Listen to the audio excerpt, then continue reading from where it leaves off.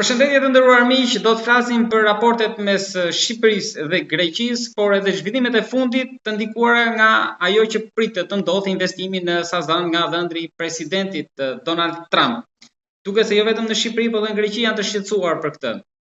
Ndërkohë që ka pasur disa replika edhe tek kryeministri Edi Rama pak ditë më parë kur përfshihej homologu i tij grek, reagime të shumta sot kishin një shkrim në mediat greke që fliste për origjinën e kryeministrit Rama, që vjen pas një lajmi sipas të cilit një ish deputete greke, në mos gaboj, që tha që Rama ka marrë bursë për studiuar në Harvard, pra një bursë me parat e Greqisë, gjë që u mohua më pas nga një tjetër antar apo ish drejtues i fondacionit. Megjithatë, për raportet mes dy vendeve do të flasim me zotin Arbel Dalla, historian që na i zbërthen më mirë këto çështje. Zoti Dalla, përshëndetje dhe faleminderit shumë.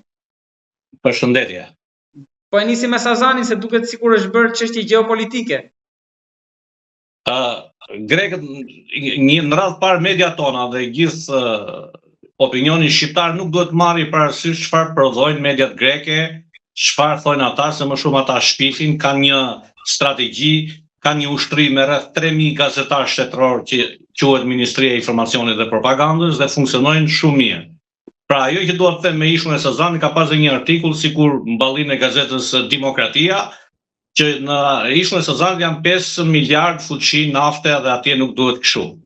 Unë do të them këtë gjë, nëse atje pas ka 5 miliard studiuesi tanë naftës, ata institutet tona prej kaq vitesh, 50 vitesh apo 80 vitesh që Shqipëria është shtet mbi 100 vite, nuk e kanë zbuluar që atje ka naftë, pra unë mendoj që jo çdo lajm që prodhojnë mediat greke duhet merret parasysh 100%, sepse shumica e lajmeve greke ndaj Shqipërisë vijnë nga institutet profesionale, sidomos nga zbulimi dhe kundërzbulimi i Greqisë, nga gazetarë që në të vërtetë nuk janë gazetarë, por janë inspektorë të zbulimit kundërzbulimit të Greqisë, e hypi janë shumë ato unë i njoh personalisht. Përfshirë dhe në mos gaboj një profesor aty që citonin ata, sigurisht ishte i tillë që sipas tyre konfirmonte këtë praninë e hidrokarbureve.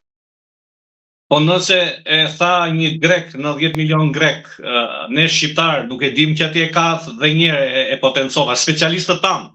Ne kemi specialistë natë dhe i kemi shumë të mirë.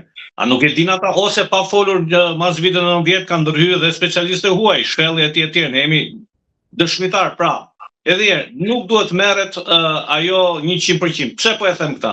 Këtë jap një shembull. Në vitin 99, kur Turqia si ushtri garantoi Kosovën që tynin forcat e NATO dhe ishin pothuajse forcat e para turke që hyn me NATO, një inspektor i zbulimit kundër zbulimit grek me profesion historian botovi një dokument, ajo që quhet e famshmja e gënjeshës dhe e mitit që dekreti i sultanit që ndalohet gjuha shqipe.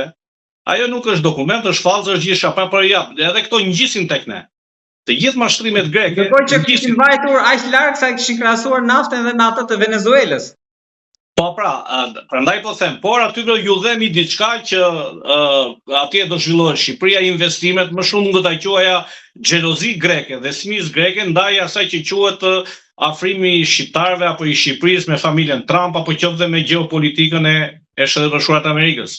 Dhe unë do t'i këshilloj grekët, s'keni pse tremeni, sepse grekët kanë me 10 apo mbi 100 kongresmen amerikanë me origjinë greke dhe 3-4 senatorë në krahasim me shqiptarët janë më të fuqishëm në Amerikë, prandaj nuk duhet tremen. E quaj shkrim falso, e hedh poshtë paktën si njëri që i njoh mirë strukturat e Greqisë, si historian, si njëri që kam jetuar atje me grekët dhe prandaj e them e hedh me këtë gjë që nuk është e vërtetë.